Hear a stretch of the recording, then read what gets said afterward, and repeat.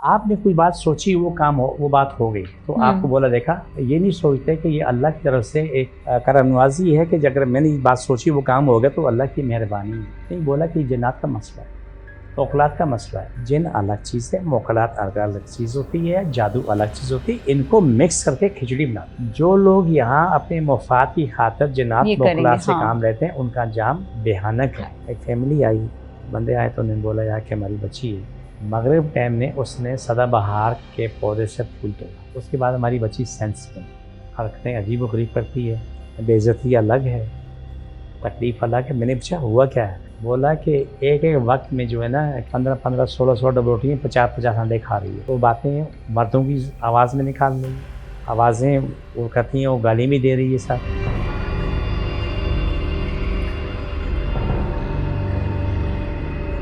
अस्सलाम वालेकुम, मैं हूं नाज़िया मलिक आपके साथ और आप प्रोग्राम देख रहे हैं untold stories voice of Sindh में।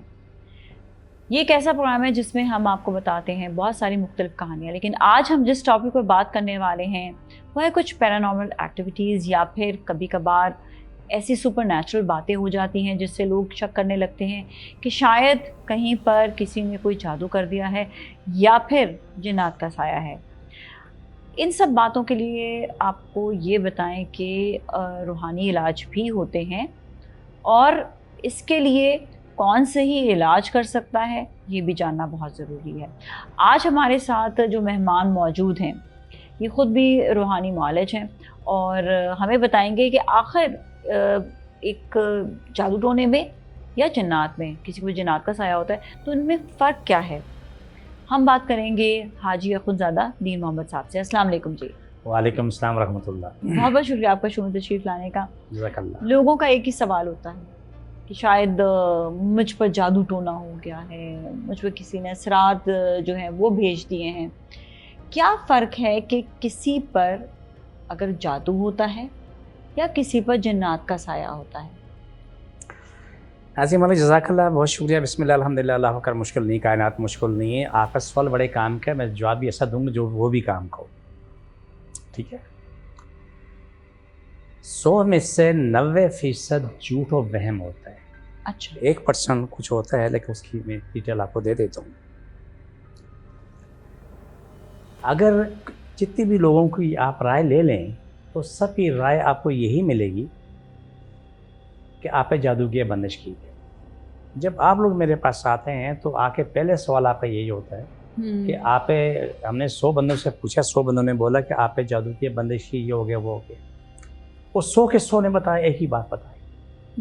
मेरे अल्फाज को आप समझना भी और समझाना भी। मेरा जवाब ये होता है कि 100 में से एक भी इस काबिल नहीं था जो तुम्हारे ऊपर जादू उतार देता, आप पे जिन्नात उतार देता।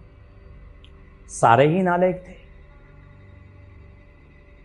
जादू बरहक है, मैं मुसलमान हूँ, मेरा ईमान अल्लाह रसूल पे है। जादू भी ये है और जिन्नात भी है, मौखलात भी है, तमाम चीज़ें हैं, लेकिन कहीं 1% किसी पे चीज़ होती है, अक्सरियत पे नहीं।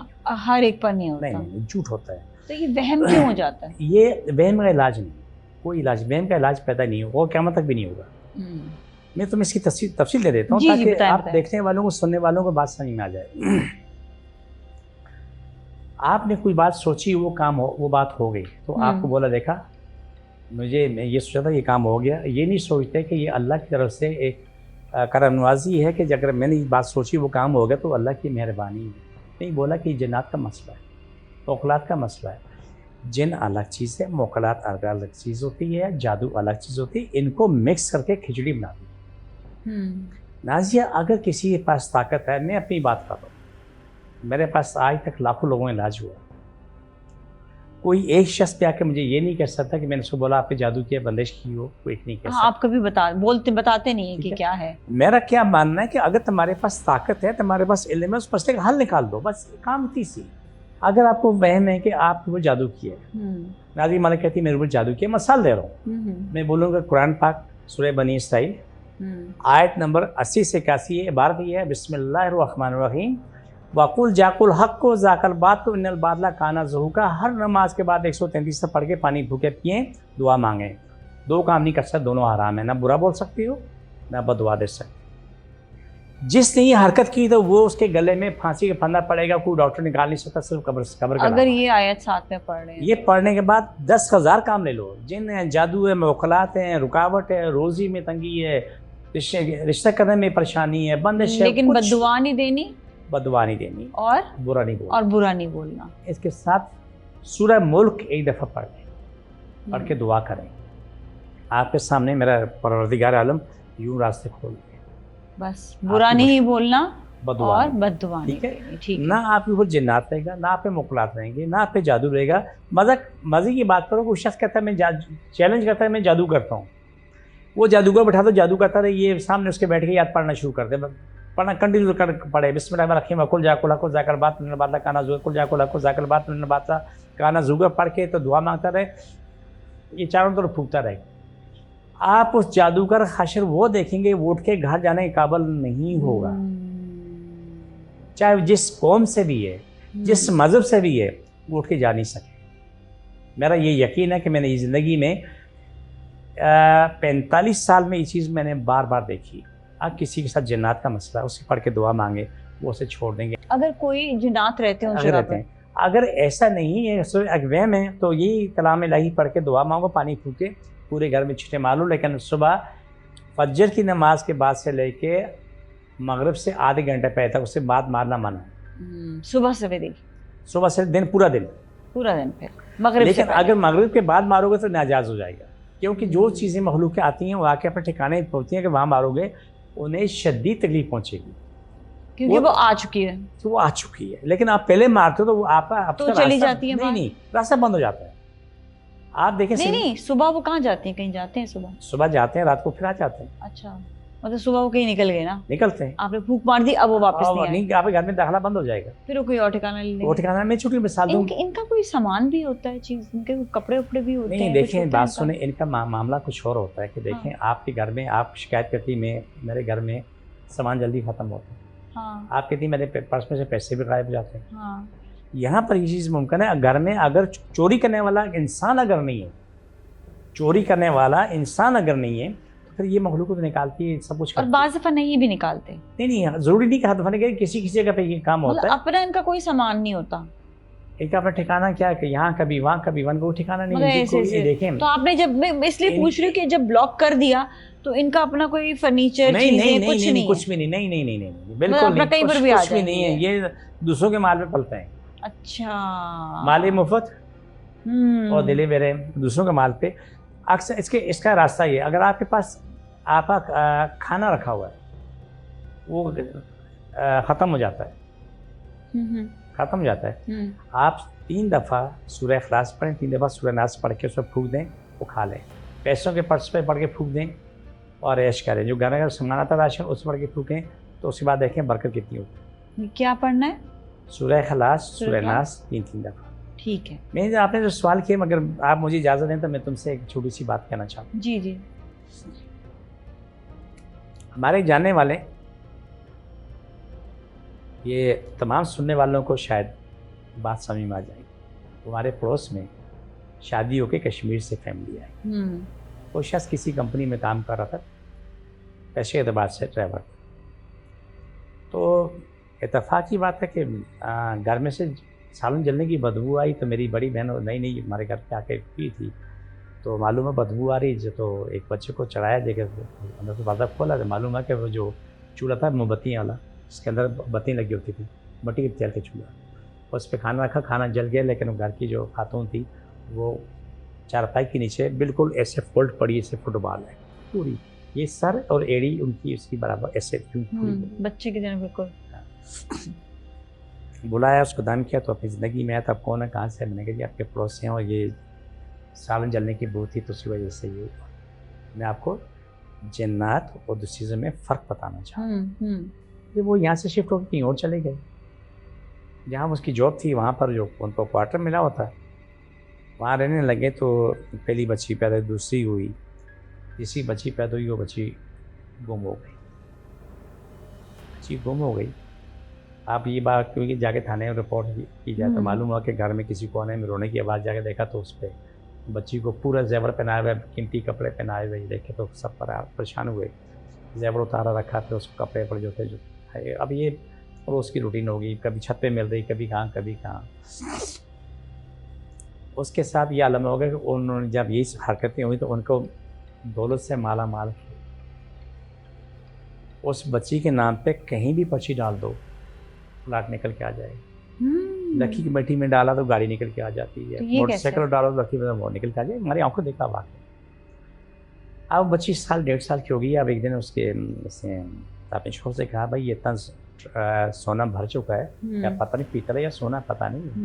उन्होंने जाके दिखाया तो बोला, भाई ये तो बड़ा खालस सोना है, जब भी हो तो मुझे बेचना। से लगा, बोला मेरी नानी की नानी 500 साल से हमारे पास। बात उसने आ गई होगी। एक दिन देखा सेन में एक सांप और बच्ची आपस में खेल रहा है। उसने चूती उठा के फेंकी, सांप में लगी। सांप जो ना वो पानी की नाली में से बाहर निकल गया, रिवर्स गियर वहीं लग गया। उसी लम्हे रिवर्स गियर लग गया। जाके देखा ट्रंक खाली, पैसा देखो पैसा नहीं। खाना खाने बैठे हैं तो खाना ला के रखें, देखें तो ना सालन है ना रोटी है। तो ये आपको मैंने जन्नत की बात बताई। मोकलात क्या चीज़ है? मोकलात है जो कुरान पाक की आयतें पढ़ते से जो सूरत के उसको मोकल हासिल करते हैं, उससे वो सही काम ले या गलत ले, उनका नाम आया माल है, लेकिन अंजाम बुरा है।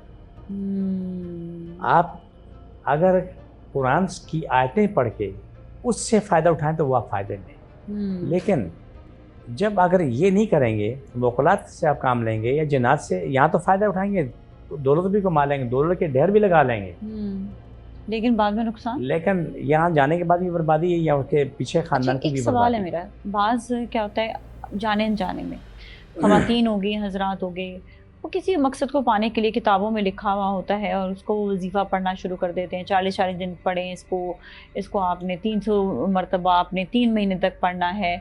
तो ये इस तरह की जो चीज़ें पढ़ाइयाँ होती हैं, क्या उनमें भी मौकलात होती हैं और वो आ जाते हैं? देखिए, 2 रास्ते हैं। एक तो अपने मफाद के लिए पढ़ रहे हैं, शिफा के लिए, अपने मकसद हल करने के लिए, वो उसमें तो मौकलात का जिक्र नहीं है। वो तो आपने कभी कोई दुआ पूरी करने के लिए तो आपने अपने महीना 2 महीने 4 महीने पढ़ा, कोई तादाद कुछ नहीं नुकसान होता, तय मुकर्रर नहीं। ठीक है, जब आपका मकसद पूरा हो गया तो उसके बाद आपने छोड़ देना, तभी कोई नुकसान नहीं। लेकिन जो मोकलात या जिन्नात काबू करने का था, उनके अंजाम भयानक होते हैं। अच्छा, ये काबू करने के लिए भी कोई पढ़ाइयाँ होती हैं? में काबू हो जाते हैं, हाँ। लेकिन जो उसके मरने के बाद उसकी नस्लों के साथ वाशे करते हैं ना, भयानक की छोटी सी मिसाल दूं कि महमूद का एक केस आया था 1990 में। मुझे नहीं खबर था, मेरा दोस्त आगे उसका दोस्त, तो वो जो है वो भी पीर आमिल थे और अल्लाह रहम करे पास कुछ भी नहीं था, लेकिन पीर कामिल वो बन के बैठे थे। सोजा बाज़ार में होते थे। उनकी जो कोई रिश्तेदार थी, शायद सगी बहन थी, सगी बहन का जो शोहर था वो आमिल था। उसने अपनी ज़िंदगी में नोट कमाए, धड़ाधड़ नोट कमाए, लाखों करोड़ों रुपये कमाए, सब कुछ किया। उसके जाने के बाद जो उनकी औलाद के हाशर किया ना, कि मैं आपको बयान नहीं कर सकता, इतना बुरा हाशर। जो लोग यहाँ अपने मफाद की खातिर जनाब मोकलात से काम लेते हैं, उनका अंजाम भयानक है। अच्छा, एक सवाल और, इसके बाद जो लोग जादू टोना किसी पर करते हैं, उसकी पहचान या निशानदेही कैसे होती है कि कोई इंसान अपने ऊपर खुद ही देखना चाहे कि उसके ऊपर जादू हुआ है या वो नॉर्मल ही है? अगर जादू हुआ है तो उसकी निशानियाँ क्या होती हैं? बड़े काम की बात की तमाम सुनने वाले देखने वाले याद रखें कि मैं सबको अल्लाह के पास बैठता हूँ। मैं भी रोज़ाना अल्लाह के पास आता हूँ, बार बार जाता हूँ, आप भी अल्लाह के पास, सबके लिए, जितने भी लोग हैं सबके लिए। रोज़ाना रात सोने से पहले 7 दिन तक 2 नफल पढ़ के दुआ मांग के सो जाएं, बातचीत ना करें। अल्लाह तुम मुझे हिदायत दे, मेरा ये मसला मुझे हिदायत दे, मेरे लिए क्या बेहतर है क्या बेहतर नहीं, या मेरे ऊपर जन्नत मोकलात जादू है या नहीं है। ये दुआ नहीं मांगना किसने की है? ये गलती होगी। ये दुआ नहीं मांगना किसने की है? यहाँ पछताओगे। क्यों? इसलिए कोई ऐसा भी हो सकता है जो आपका बहुत करीबी हो और वो सामने आ जाएगा। वो सामने है तो जिंदगी लोग कितना जानना चाहते हैं। पहले तो आके आपसे ये पूछते होंगे कि बताएं किसने किया है मुझ पर। 1000% आपकी बात सही है, तो हरा के ये कहता है। लेकिन मेरा जो सवाल का जवाब ये है कि सिर्फ मैं इस बात को यकीन करता हूँ उन पर जादू जिन्न या बीमारी वो ठीक होना चाहिए। हालांकि आपको पता होता है लेकिन बताते हाँ, लेकिन नहीं, मेरे इख्तियार में नहीं बताना, मना, क्योंकि मैंने ये सबक कैसे सीखा था मैं आपको बता देता हूँ। 90 की बात थी, एक मौलवी साहब मेरे पास आते थे, उसकी काफ़ी लंबी छुट्टियाँ थी और कुछ मसले थे। वो असल में हुआ ये था कि वो खुद मुकलात हासिल करने बैठ गया। वहाँ पर उसको मार पड़ गई। मार इतनी पड़ी कि वो चलने फिरने के काबिल नहीं था। वो 90 की बात कर रहा हूँ, 1990। आके उसके फैमिली ने आके इलाज करवा लिया। इलाज करवाने के बाद वो ठीक हो गया। तो उसने हमसे कहा कि मैं देखना चाहता हूँ। मैंने कहा कि देखो कल तुम फितना करोगे। उसने कुरान पे खल्फ उठाया। लफ्ज़ क्या बोला? कुरान पे खल्फ उठाया। जब उसे मालूम हुआ तो उसने जाके वो फसाद किए जो मैं आपको बयान नहीं कर सकता। उसके बाद तय कर लिया ये सब सवाल जवाब और उसे जो है झूठा भी करा, मतलब चाहिए ना। फिर ये चीज़ें गलत हैं। आपने बात की जादू की, आप जादू का तो मैं तुम्हें एक रेफरेंस देता हूँ। ये भी मरखा से 90-91 की बात होगी। देखिए ये तमाम सुनने वाले ये समझ लें कि अल्लाह दोस्त दे तो अच्छा दे, बहन भाई दे तो अच्छा दे। ना गलत बहन भाई मिलें, ना गंदे बहन भाई मिलें, ना गंदे दोस्त मिलें। ये याद रखो। वाकई बड़ा खूबसूरत जवान, कोई 30 साल की उसकी उम्र होगी तो आके बोले सर अस्सलाम वालेकुम। तो अखुनज़ादा दीन साहब कौन है? बोला नहीं। बोले सर एक काम है, तो मेरा दोस्त है। तो वो इतना बीमार हो गए, रोज़ाना हम दोस्त जाते हैं, उसको उठा के ले जाते हैं, कमोड पे बैठाते हैं, उसको क्या नाम है, जब वो पेशाब पाना कर लेता है तो बीवी कपड़े पहनाती है, तो फिर हम उसको उठा के बिस्तर पे डालते हैं। तो बोला उसका इलाज, मैंने कहा शफा रब में नहीं, ला के इलाज करा लो। वो लेके आए तो बिल्कुल हड्डियों को ढांचा जैसे कि अंडे में मुर्गी का बच्चा होता है या माँ के पेट में जो बच्चे की तस्वीरें दिखाते हैं, उसी कंडीशन में बिल्कुल ढांचा लेके आए। ला के उठा के ला के दम कराएँ। दम कराने के बाद कुछ चीज़ें मैंने बता दी कि ये चीज़ें करें, अल्लाह खैर करेगा। वो रोज़ाना 7 दिन क्या, वो पूरा महीने लेके आए। शान इलाही है कि 7 दिन के अंदर उसके हाथ पाँव मुड़े हुए सीधे होते होते हाथ भी सीधे हो गए, टांगें भी सीधी हो गई, और ये गर्दन टेढ़ी थी वो भी सीधी हो गई। काम चलता रहा। कुछ चीज़ें बताई, वो इस्तेमाल कर रहे हैं। तो अब वो साहब उठ के वाशरूम जाने के काबिल हो गए। तो उसके बाद वो इस काबिल हो, घर में 3-4 राउंड चक्कर लगा रहे, फिर करीबी मस्जिद में जाने के काबिल हो गए। मस्जिद में आए तो इस दौरान बीच में 3 महीने का जो वक्फा था, वो अब वो गाड़ी में लेके आए तो खुद चल के मेरे पास आता था। ये काम होने के बाद नाज़िया अचानक से एक मसला सामने आता है कि वो उनके घर में उसका छोटा भाई आता है, सगा भाई, सुतेला नहीं, सगा भाई आता है। आके भाभी से पूछता है कि भाई कहाँ? बोला मस्जिद नमाज पढ़ने के लिए। बोला नमाज पढ़ने गए? वो कैसे गए? वो तो हिल नहीं सकते थे। बोला वो अखुनज़ादा साहब हैं, अखुनज़ादा दीन मोहम्मद, मेरा बताया कि वहाँ इलाज करा रहे हैं, तो माशाल्लाह काफ़ी बेहतर है। और उन्होंने लगा मुझे ले जाओ, उसके मैं जाकर पाँव छूऊँ। वो आए तो साथ वो आके तो ये बोला आपका बड़ा एहसान है, मेरी नस्लों में एहसान है, ये वो फलाना ढिमकाना, मैं कभी नहीं भूलूंगा कि आपने बड़ा एहसान किया, मेरे भाई की ज़िंदगी बच गई। मैंने कहा भाई तो मैंने कहा अदाकारी बंद कर, साइड में बैठ जा। बात पूरी लगी, चले गए। दूसरे दिन नाज़िया शाम का टाइम था, एक साहब आए, ये मोटे गेंडे, यहाँ कंधे तक उसके बाल हैं, साथ उसके साथ एक क्या नाम है हीरोइन आई, वो पूरी मेकअप से, अभी दुल्हन ब्यूटी पार्लर से तैयार होकर आई। मैं क्योंकि बाजार में बैठा हूँ, अपनी दुकान में बैठे काम करता हूँ। इधर तो 150 मर्द खड़े हैं, 150 औरतें खड़ी हैं, अलग अलग लाइनें बनी हुई हैं, उनको फारे करूँ फिर कुछ काम करूँ, अक्सर मेरा काम रह जाए, मैं सुबह के जल्दी काम करूँ। तो आके तो बंदा इनसे पीछे बेंच की वहाँ बैठ गया, तो खातून सामने बैठी, उसने नंगा होना शुरू कर दिया। मैं परेशान, सारी मार्केट परेशान, या अल्लाह ये क्या हो गया? मुझसे पूछते, मैंने कहा यार मैं भी नहीं समझ पा रहा हूँ कि मामला क्या है। ऐसे लगा मेरे यहाँ पर गोली लग गई पीछे से। मैंने देखा तो बंदा पढ़ रहा था, मैंने पढ़ के तो मैंने दम किया, तो ठीक हो गया। वाला बंदा पढ़ रहा था, वही मोटा था। हाँ, आपके पीछे आकर पीछे बैठा, कुछ बेंच लगी हुई थी, बेंच पीछे की तरफ। हाँ, खैर आया तो बोला कि तुम क्या जानते हो, मैं तेरे जैसे हज़ारों को कब्रिस्तान बचा चुका हूँ, मैं यूँ रखे तुझे मिसल दूंगा। मैंने कहा जो कर सकते कर लेना, लेकिन जो होगा उसके तैयार है। वहाँ से वो निकले और नाक में से खून आना शुरू हो गया। बीवी लेके हॉस्पिटल पहुँची जिना में, तो रात को 10 बजे डॉक्टर ने बोला बीवी बस दुआ कर लो। सुबह मेरी आदत थी, मैं 8 बजे दुकान खोलता था कि मेरा काम काफ़ी रह जाता था, मुझे मशीनें जितनी जम होती थी सुबह बाकी खुलने से पहले वो तैयार करनी होती थी, तब तक मेरी रोज़ी भी चलती रहे।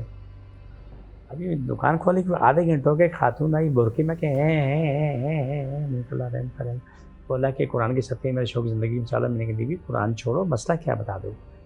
उसने पानी दिया तो जब उसने कहा मैंने कहा वो ये जो कल वाली हीरोइन है जो कल क्या नाम मुझे ब्यूटी पार्लर से रुकाई थी। बोला मेरा शौक ज़िंदगी बाजी हार। मैंने कहा जाओ पानी पिला दो। शाम को आया तो शोर भी आया, अल्लाह ने शफा दी, ठीक हुआ। आके तो सामने खड़ा रो रहा है, बेटा खड़ा हुआ रो रहा है। हाँ बोले आप पहुँचूँ, मैंने कहा लात मारूंगा दांत बाहर आ जाए, याद रखो मैंने कराटे सीखे और ठीक है। उसके बाद जी बैठा था, कहने लगा ये कुरान लेके आया हूँ, इसमें हल्फ उठाता हूँ, आज के बाद जादू नहीं करूँगा। जब मैंने आज भुगता ना, मुझे मालूम है लोगों की कितनी तकलीफ होती है। उसने ये नहीं देखा कि मैं बाज़ार में, उसने अपनी कमीज़ उठा ली पीछे से। नाजिया यकीन माने ये सुर्ख लाल फूल है ना, उसकी पूरी पीठ ऐसे जाली बनी हुई थी, उससे इतनी मार पड़ी। तो उसने मुझे बताया कि जो शख्स का तुमने इलाज किया है, जो माजूर था उस पर मैंने जादू किया था, उसको यहाँ पर लाने के लिए उसके भाई से मेरी 20 लाख की बात हुई, 5 लाख और टोकन दिया था, वो बाकी जो है उससे मुझे काम होने के बाद देना। और वो भाई जो आया जिसको आपने कहा कि तुम साइड पर हो जाओ, उसी भाई ने करवाया? उसी भाई ने बोला, उसी भाई के साथ 5 बंदे वो लेके आता, मुझे मारा आके। अभी ये सारी कहानी चल रही थी, इतने में उसका वो भाई भी आ गया। मैंने कहा भाई अपने इस बंदे को ले जाओ। हाँ। नहीं इस बंदे के सुन लो, ये हाँ। कल आया था, ये काम करने के बाद वो तेरे भाई ने भेजा था, उसने सारी कहानी सुना दी। लेकिन जिसने कुरान पे खल्फ उठाया उससे वो कहानी नहीं किया जादू। उसके बाद एक दिन पुरानी सब्जी मंडी में वहाँ पर मैं गया था, मैं हफ्ते में एक दफ़ा जाता था, वहाँ से फल सब्जियाँ ले घर में आसानी हो जाती थी, क्यों बादराबाद से वहाँ दूर नहीं था, करीब ही था। तो वो मुझे वहाँ पर मिला, बोला कि मैं 6 पेटी उठाता हूँ। बोला कि अल्लाह ने जान दी है, बोला मेरे हाथों में छाले पड़े हुए, लेकिन तौबा कर ली। क्या शान है मालिक की कि कितना बड़ा गुनाहगार से, लेकिन तौबा को कैसे कबूल करते हैं। तो ऐसे शख्स की माफ़ी है, फिर अल्लाह ताला ने तौबा करने वाले की माफ़ी है। अब कई ऐसे दुश्मन भी होती हैं, ऐसी दोस्तें होती हैं जो दुश्मन की तरह होते हैं, बहन भाई। ये भी आपने जो किस्सा भी सुना दिया जायदाद की खातिर, क्या पढ़ा जाए कि अपनी प्रोटेक्शन हो और कोई भी जो है वो अमल ना कर सके? देखो अमल होता रहेगा, उससे आप नहीं रोक सकते, लेकिन वो अमल ख़त्म ही होता रहेगा, वो नहीं रोक सकता। वो अमल करेगा, आप नहीं रोक सकते, लेकिन उसके अमल को आप काट ख़त्म करते हैं, वो नहीं रोक सकता। 2 चीज़ें समझ लें, एक तो बनी इस्राइल की आयत हर काम में इस्तेमाल कर, लेकिन इसमें आपने बताया कि बददुआ ना दो, बुरा नहीं बोलना, बददुआ और बददुआ, ठीक है। दूसरा सूरह मुज़म्मल 15 मरतबा पढ़ो, सूरह मुल्क एक दफ़ा पढ़ो, पढ़ के दुआ मांगो, पानी फूके, पूरा ख़ानदान पीता रहे। और बेहतर रास्ता यही होता है कि नाजिया जब ये पढ़ के आप दुआ मांगते हैं, दुआ मांगने के बाद पानी फूकते हैं, तो पूरे ख़ानदान के लोगों को जहाँ जहाँ तकलीफ है वहाँ छींटे मारो, पानी पिला दो, उसी लम्हे जवाब आ जाता है, देर नहीं लगती। किसी को बुरा बोलना, बदवा देना हमारे मज़हब का हिस्सा नहीं है, दुआ देना मज़हब का हिस्सा है। इसलिए कि अगर मैं आपके लिए अच्छा चाहूँगा तो मेरे लिए कोई और बंदोबस्त कर देगा, मेरे लिए अच्छा होगा। इसलिए कहते हैं अल्लाह नेक हिदायत ठीक है ना। तो नेक खुदा की दुआ मांगो, बकास शांति दुआ मांगो, रोजी रिज़्क़ की दुआ मांगो, शादी ब्याह के लिए जो मामले यही पढ़ के दुआ मांगो। कितनी भी बंदिश होगी तो वो ख़त्म हो जाएगी। मैं तुम्हें लड़की से भी उतर जाएगी, कोई भी ऐसा मसला नहीं। मैं आपको एक TV चैनल पे, शायद उनको पसंद हो ना हो ये नहीं पता, लेकिन मैं किसी TV चैनल का नाम नहीं दे रहा हूँ, लेकिन वहाँ मैंने प्रोग्राम किया, बाद में मैं बता दूँगा और फिर रिकॉर्ड आप होता। मेरे पास ये बंदिश की बात कर रहा हूँ, जो बंदिश कैसे क्या हुआ क्या नहीं हुआ, लेकिन आपको कहने का मकसद है कि अल्लाह अगर आप पे बंदिश भी है ना, जादू भी है, तो इसमें अल्लाह की बड़ी हिकमत है। अल्लाह ने आपको शायद किसी बहुत बड़े नुकसान से बचाने के लिए छोटे नुकसान में रखा हुआ। जी। मेरे पास एक बच्ची आई, ये मेरे ख्याल से ये वाक़या अगर मुझे मुगालता नहीं 2010 का है या 8 का है। उसके हाथ में मेहंदी लगी हुई है और वो शादी की तैयारी, कल उसकी रुखसती है, निकाह हो चुका है, लेकिन उसके आज की तारीख में शोहर ने तलाक दे दी, हाल बुक है, मेहमानों कार्ड बढ़ चुके हैं, आज उसको तलाक दे दी, 3 तलाक एक साथ भेज दी। रोती हुई मेरा क्या होगा, मैंने कहा बात सुन बेटा, अगर तू रोना बंद कर दे मैं बात कर लूँ। बोला जी ऐसा बोले। मैंने कहा अल्लाह का शुक्र अदा कर जो रब ने किया, मालिक है बेहतर के ऐसे मेरा घर बर्बाद हो गया तो आप कहते हैं शुक्र अदा कर। और मैंने कहा वो नादान लड़की, नहीं पता तुम्हें रब किस अजाब से बचा रहा है, किस मुश्किल से बचा रहा है। माँ भी थी, बाप भी था, बहन भाई भी साथ थे। उसे मैंने पानी दिया, मैंने पानी पियो, उसे दम किया, दम करके घंटा मेरे पास रुकी, 3-4 दफ़ा उसकी काट भी की, दम भी किया। दम करने के बाद वो बच्ची वहाँ से फ्रेश गई। आगे क्या होता है ये सुनने। उस लड़के ने किसी और जगह शादी कर ली। वो लोग पैसे वाले भी थे, लेकिन वो लड़की भी ज़्यादा खूबसूरत थी। उस लड़के ने आनन फानन महीने के अंदर अंदर शादी कर ली। ये लोग आते रहे, दुआ करवाते रहे। कुछ अर्से बाद इस बच्ची की भी शादी। शादी होने के बाद एक दिन ऐसा हुआ कि वो लड़की की माँ और लड़की दोनों आई, साथ एक खातून भी, एक लड़की और भी आई।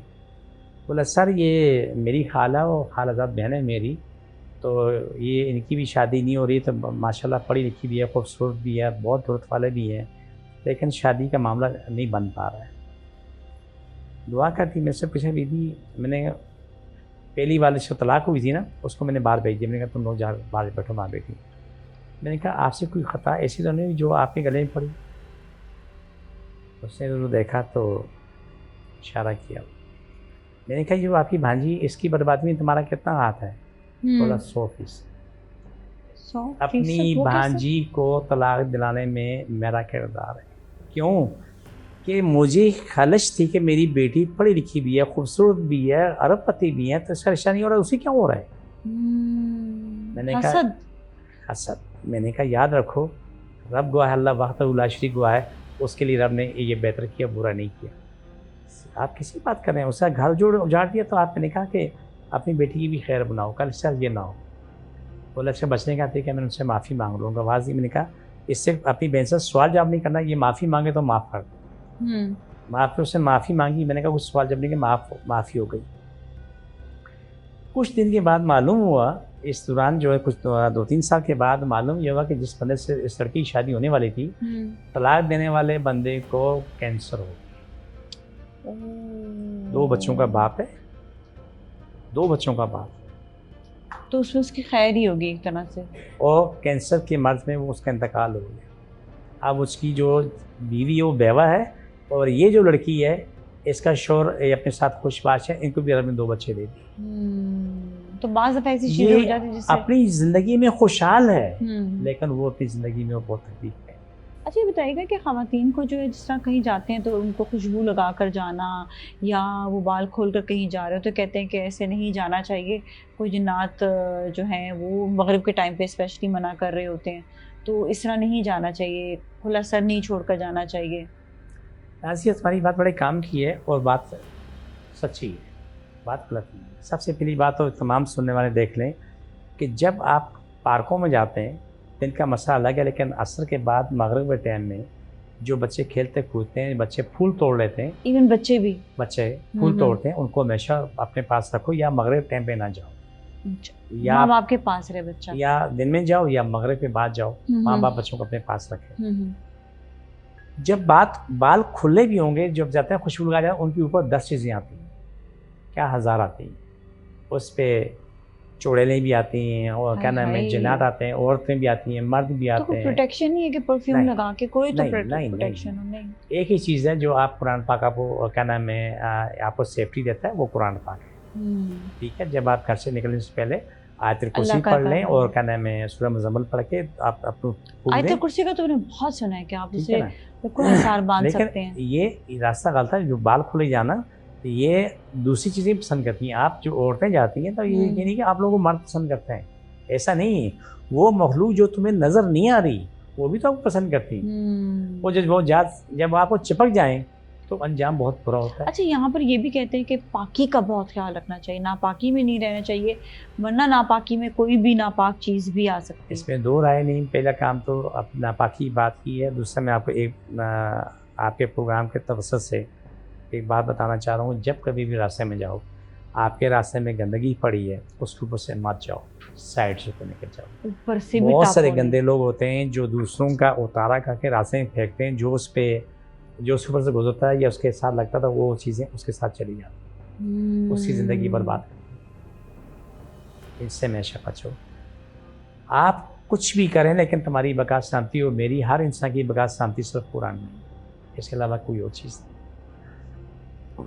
नाज़िया में खालिद जमील एक पुलिस इंस्पेक्टर अभी रिटायर हो चुके हैं। खालिद जमील उसकी मेरा दोस्त सावत भाई, अल्लाह सावत नहीं जन्नत नसीब करे, उसके थ्रू से मेरी दोस्ती हुई थी। हंसी मजाक करते हैं, अच्छा माहौल था। एक मेरे पास उसका फ़ोन आया PTCL पे कि बोला सर मैं किसी को भेज रहा हूँ, लेकिन प्लीज़ ये देखना कि क्या आया, तुम्हें वहाँ जाना चाहिए या नहीं, क्योंकि आप भी बीवी बच्चों वाले। कौन हो? बीवी बच्चों वाले। कोई ऐसा ना हो कि खुदा न खासा तुम्हारे लिए कोई मसला खड़ा हो। मैंने कहा कोई बात नहीं, आने दो। एक फैमिली आई, बंदे आए तो उन्होंने बोला यार कि हमारी बच्ची है। मगरिब टाइम ने उसने सदाबहार के पौधे से फूल तोड़ा, सदाबहार का पौधा, उससे फूल तोड़ा। उसके बाद हमारी बच्ची सेंस में हरकतें अजीब व गरीब करती है, और बेइज्जती अलग है, तकलीफ़ अलग है। मैंने पूछा हुआ क्या है? बोला कि एक एक वक्त में जो है ना, क्या नाम है, 15-15, 16-16 डबल रोटी 50-50 अंडे खा रही है किसी बच्ची। तो बातें मर्दों की आवाज़ में निकाल रही है, आवाज़ें वो कहती हैं, वो गाली भी दे रही है साथ। मैंने कहा अच्छा, मैं आपके ये जो औरतों की आपने बात की ना, मर्दों के साथ भी चीज़ें होती हैं, तो उसका भी आपको बताता हूँ अभी। खैर जी आए तो मैंने कहा चलो देखते हैं। वो लेके गए तो घुमा के कराची में ज़माना गुजार लिया कि अभी तक पूरी कराची की खबर नहीं। फिर खैर जी ये जाके पहुँचे तो मेरी दाढ़ी नहीं थी, खाली मूछें थी। अंदर से चीख बोला, वो बाहर आया ना, वो क्या नाम है, मूछों वाला, घर से बाहर निकालो। अभी मेरी उससे मुलाकात नहीं हुई, वो अपने कमरे में बैठ के बोल रही है, बाहर जो उसको बाहर निकालो यहाँ से, अरे मार दूंगा। मैं बोला, मैंने कहा परेशान ना हो, कोई जगह ऐसी देखो जहाँ पर आप पूरा घर कारपेट किया हुआ है, जहाँ पर पानी मारे तो पानी नीचे फर्श पे जाए। बोला यहाँ से छोड़ो, पूरा कारपेट सत्यानाश होने दो, मेरी बच्ची ठीक चाहिए। 2-3 जग ठंडे यख पानी के मंगवाए, उसको पढ़ के मैंने बच्ची को बुलाओ। तो बात कर, जब उसको पानी मारना शुरू कर दिया, भाई क्या कर रहे हैं? मैंने कुछ जवाब नहीं, मैंने कहा सब्र कर लो।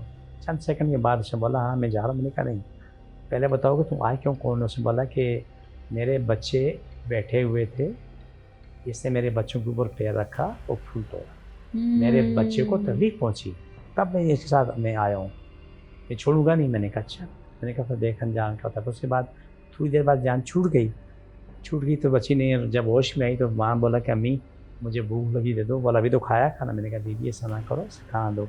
बच्ची ने एक अंडा फ्राई लिया और 1.5 स्लाइस रोटी खाई, वो दोबारा से नॉर्मल हो गई। नॉर्मल। फूल नहीं तोड़ने चाहिए। नहीं मगरिब को टाइम दिन में होगा मसला नहीं है, लेकिन मगरिब टाइम यहाँ करता हूँ, मगरिब का सवाल है। फिर क्योंकि आप ये कह ना कि ट्रैवलिंग टाइम होता है, आई थिंक उनका मगरिब के टाइम नहीं, इधर ट्रैवल टाइम होता है, लेकिन वो टाइम ऐसा है कि बात काफ़ी सही है कि वो आना जाना उनके, हाँ कहते हैं मगरिब में आप इधर से उधर मूवमेंट भी ना करें, कोशिश ये करें कि हाँ। मैं छोटी सी मिसाल दूँ कि हमारे बादराबाद में आज भी है, वो बहुत प्यारा इंसान है, चाचा लच्छी नाम है। हाँ। उसका होटल है बादराबाद में, बहुत छोटा सा होटल है, यानी दोनों सोफा को मिलाओ तो इतनी होटल है, लेकिन उसका खाना इतना लजीज होता है कि 12 बजे शुरू होता है, 1 बजे वो सारा खाना खत्म होता है। मेरे पास आया बहुत प्यारा इंसान, अल्लाह सब खुश रहे, सलामत रखे। तो उसने बोला कि भाईजान बेइज्जती भी होगी और नुकसान भी होगी। मैंने कहा क्या हुआ? बोला बच्चा काम कर रहा है, बात ही कम कर रहा है और वो औरतों का सारा खाना खा लिया। मैंने कहा पता नहीं कितनी 100 रोटी थी और 2-3 पतीले, वो सारा अड़प कर गया, फिर भी गाली अंदर भूखा रखा हुआ। लेके आया, पहले फिर तो अस्पताल में लेके घूमते रहे, और कभी बेहोश हो कभी होश में आ जाए। लेके आए तो उससे मामला उसका हाल हुआ। हमने पूछा क्या हुआ? तो उससे जब जो मसरूफ़ उस पर थे, उसने बोला यार मैं सो रहा था, मेरे मुंह में पेशाब किया। ये जो नसीहत कर रहा हूँ इस बात को सब समझें और हर शख्स इसको समझे कि ये गलती ना करे। बोला कि क्या हुआ? उसने बोला कि मैं नींद में तरफ नीचे सो रहा था, शदीद गर्मी थी और ये इसने आगे पेशाब किया, पेशाब मेरे मुँह में गया, मैं इसको छोड़ सकता हूँ? खैर 12 बच्चे की जान आज़ादी। जब बच्चा होश में आया था मैंने पूछा, उसने बोला हाँ जब मैं पेशाब करने बैठा था उसके बाद मुझे होश नहीं है, मुझे नाड़ा बांधने का भी नहीं पता था, और फिर भी लोगों ने आके नाड़ा बांधा और मुझे हॉस्पिटल लेके घूमते रहे। ये बातें मैं इसलिए बता रहा हूँ कि दरख्तों के नीचे पेशाब पखाना करना गलत है। बहुत सारी मखलूक ऐसी है जो आपको हमें नजर नहीं आती लेकिन वो तो है। ये चीज़ें नहीं करनी चाहिए। इसीलिए तो अल्लाह ताला ने पाकी और नापाकी का जिक्र किया हुआ है कि पाकी आपको पाक रहने की ज़रूरत है ताकि ये ऐसी चीज़ें जो हैं वो आप तक ना पहुंच सकें। हाजी साहब, वक्त की कमी की वजह से हम मज़ीद और बात नहीं कर पाएंगे, चलिए। इंशाल्लाह फिर कभी सही। बहुत बहुत शुक्रिया आपका, थैंक यू सो मच जज़ाकल्लाह। हाजी साहब, आपका शुभ तशरीफ़ लाने का। और इसके साथ ही नाज़रीन, आज के लिए इतना ही। अपना अपने घर वालों का बहुत ख्याल रखिएगा, फिर दोबारा मिलेंगे। टेक केयर, अल्लाह हाफ़िज़।